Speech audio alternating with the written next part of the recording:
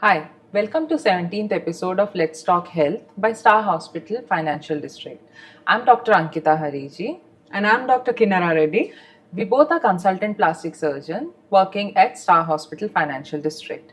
Today we'll be discussing about the concerns related to facial aging. So, the non surgical procedures for the upper face primarily target areas like the forehead, eyebrows, and the eyes. So, the Botox injections are popular for reducing the appearance of wrinkles and fine lines on the forehead and around the eyes, known as the crow's feet. It works by temporarily relaxing the muscles responsible for creating wrinkles and resulting in a more smoother skin.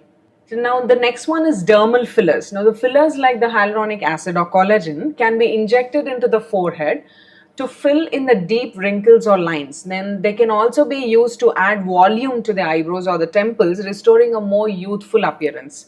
It can also be used to fill the static wrinkles. The next most important one is thread lift. This is a more minimally invasive procedure which involves inserting dissolvable threads into the skin to lift and tighten the sagging skin on the forehead as well as on the eyebrows, providing a more subtle lift without the surgery. The platelet rich plasma therapy uses the patient's own blood plasma, which is rich in growth factors, to stimulate the collagen production and improve the skin texture and tone on the upper face. Now, Dr. Ankita Hariji, can you just explain to us and in detail about the surgical options available for rejuvenation over the upper half of the face? Yes. So upper half of the face addresses the brows and the issues related around the eyes. So when it comes to brow, many people complain that they have a tired looking appearance because their eyebrows have sagged down. This can be addressed surgically. We can do something called as brow lift. And brow lift can be done with different approaches. Either it can be direct brow lift, where we remove a strip of skin around your eyebrows and that helps to lift the level of the eyebrow. Or you can do something called as endoscopically brow lift. In that, we give an incision just in your hairline and they are very small incision, and endoscopically we raise the level of the eyebrows and the scars are just not visible. And third approach is a conventional approach, which is a coronal approach. What we do in that is we go through the entire hairline and the entire forehead and brow is lifted. So this gives a better youthful and younger looking appearance and a firmer skin around the brows and in the forehead area. Next, we have people complaining that they have upper eyelid hooding and they are also having sometimes issue with the vision because of the excess skin in the upper eyelid. This can be addressed with upper blepharoplasty. In this, what do we do is we remove a strip of skin. Sometimes there might be a possibility that there is a fat bulge also in the upper eyelid. So that can also be addressed. So these are all the addressed issues in upper blepharoplasty. Then we come to issues related to the lower eyelid. Some people have sunken eyes in the lower eyelid area. That can be addressed with fat filling. And as Dr. Kinnara said, you can also do the filler, but it's a temporary solution. Those who are looking for a long-term solution, you have to take a fat from their own body and they can fill it. At the extreme of other end, we have people who have bagginess in their lower eyes, and that can be addressed with lower blepharoplasty. This is a surgical procedure where we remove the excess sagging skin in the lower eyelid area. Along with that, the bulge is because of the fat, and that also can be addressed in this surgery. Now coming to the next segment where we can address the mid face. In mid face, people have prominent lines around their nose, around their mouth, and these can be addressed again surgically and non-surgically. So Dr. Kinnara would be telling you about the non-surgical options. Yeah, so the mid-phase non-surgical procedures target the mid and lower areas like the cheeks, the nasolabial folds, smile lines, marionette lines, the chin and the jawline. We can also use the dermal fillers, most importantly. So the hyaluronic acid fillers are commonly used to add volume and contour to the mid and lower face, and they can also be injected into the cheeks to restore the lost volume. Okay, it also softens the nasolabial fold and the marionette lines. We can also use it to augment the chin for a better balance and define the jawline for a more sculpted appearance. Now, thread lift, similarly, like how we used it in the upper face, can also be used in the lower face. It involves inserting the same threads into the skin and tighten the sagging skin in the lower face and the mid face.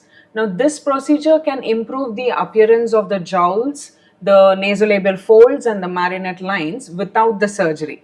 So, over the time, the threads stimulate the collagen production and enhance the skin firmness and elasticity. Okay, so the Botox can be given in the mid face and lower face to reduce the dynamic wrinkles created by the muscle movement. Now, they are often used to soften the appearance of the crow's feet, bunny lines on the nose, and also the dimple over the chin. Now, Botox can also be injected into the jaw and also the muscles to make the lower face look more slimmer and reduce the jawline width. At the end, we also have the laser treatments. So, lasers can improve the skin texture, tone, and elasticity in the mid and the lower face. Okay, the fractional laser resurfacing stimulates the collagen production, reducing the appearance of the fine lines and wrinkles. It also improves the acne scars by tightening the skin for a more smoother and more youthful look. Now, radio frequency associated along with the microneedling, it's called RF microneedling. It's a combined technique which helps in rejuvenating the skin in the mid and lower face. When the tiny needles penetrate into the skin and create micro injuries by triggering the skin's natural healing response and also stimulates the collagen production. Now, this addition of the radiofrequency energy enhances the skin tightening, resulting in a more firmer and more lifted skin. For the chin and the cheek augmentation, dermal fillers can be used to enhance the volume and projection of the cheeks and the chin, improving the facial harmony and balance. Now, by strategically injecting these fillers into these areas by a skilled injector can create a more defined and youthful appearance without the surgery. These procedures can be tailored to the individual's unique anatomy and desired outcomes, providing more natural looking results with minimal downtime. Now, that is the advantage of non surgical. So, Dr. Ankita, please enlighten us about the surgical rejuvenation of the midface and the lower face. Exactly. So when we have people who are complaining that they have a lot of folds around their nose area and mouth area, that's because your skin has sagged, and because of the effect of gravity, it lowers down. So it's not looking as youthful as it used to be. And there is also a volume loss which happens along with the age. So these two things can be addressed with facelift and also with fat grafting. So those are like a combination procedure. Facelift is done to improve the folds around your nose, the prominent nasolabial fold, which we called, or the prominent folds around your jawline, so pre-jawls, which we say. So when we do a facelift, we lift the entire skin, so that gives you a very firmer and younger looking appearance. But along with that, we can also give something called as fat grafting that helps to fill the volume, and it also restores the volume in your cheek area. So it's a combined procedure. Along with that, we can do one more thing is when people have prominent neck bands. So this can be addressed, like Dr. Kinnair said, with Botox. Or since we are anyways doing the facelift procedure, we can combine this procedure with the neck lift, and we can address the folds around the skin and make it firmer and smoother. So neck lift can also be done to address the wrinkles in the neck and also the folds in the neck. Besides this, we have multiple procedures available because there are peels, lasers, which helps, and we have to work together and do a combined approach. So as we have addressed the upper face, mid face, lower face, both surgically and non-surgically, we don't say that this is the one approach for all the people. It's custom based and tailored approach to all the individual. Exactly. People can have multiple queries, concerns related to their face. These are the all options available. So comprehensively, we give these options based on patient's requirement and desire, and this helps them to get a more youthful appearance, rejuvenated appearance, And this is what we are looking when we try to address the concerns related to facial aging. So if you have any queries related to the facial aging, or you want to get any procedures done, please come to us, get inquired, get a consultation done, and we'll be able to help you at Star Hospital. Thank you. Thank you.